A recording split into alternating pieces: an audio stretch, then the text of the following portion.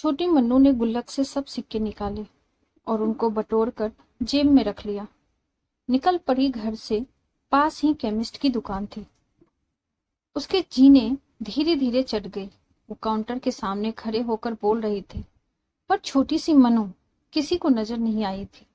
ना ही उसकी आवाज पर कोई गौर कर रहा था। सब व्यस्त थे। दुकान मालिक का कोई दोस्त बाहर विदेश से आया था। वो भी उससे बात करने में व्यस्त था। तभी उसने जेब से एक सिक्का निकालकर काउंटर पर फेंका। सिक्के की आवाज से सबका ध्यान उसकी ओर गया। उसकी तरकीब काम आ गई। दुकानदार उसकी ओर आया और उससे प्यार से पूछा, क्या चाहिए बेटा? उसने जेब से सिक्के निकालकर अपनी छोटी सी हथेली पर रखे और बोली, मुझे चमत्कार चाहिए। दुकानदार समझ नहीं पाया। उसने फिर से पूछा। वो फिर से बोली, मुझे चमत्कार चाहिए।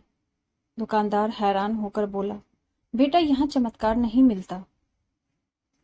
वो फिर बोली, अगर दवाई मिलती है तो चमत्कार भी आपके यहाँ ही मिलेगा। दुकानदार बोला, बेटा आपसे यह किसने कहा? अब उसने विस्तार से बताना शुरू किया, अपनी तोतली जुबान से। मेरे भैया के सर में ट्यूमर हो गया है। पापा ने मम्मी को बताया कि डॉक्टर 4 लाख रुपए बता रहे हैं।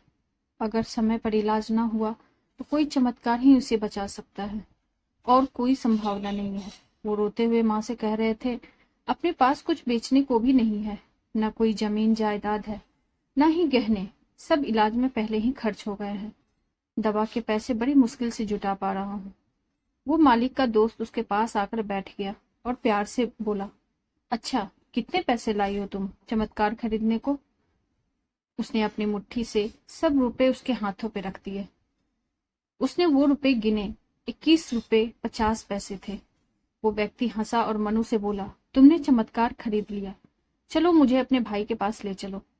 वो व्यक्ति जो उस केमिस्ट का दोस्त था, अपनी छुट्टी बिताने भारत आया था और न्यूयॉर्क का एक प्रसिद्ध न्यूरो सर्जन था। उसने उस बच्चे का इलाज 21 रुपए 50 पैसे में किया और वो बच्चा सही हो गया।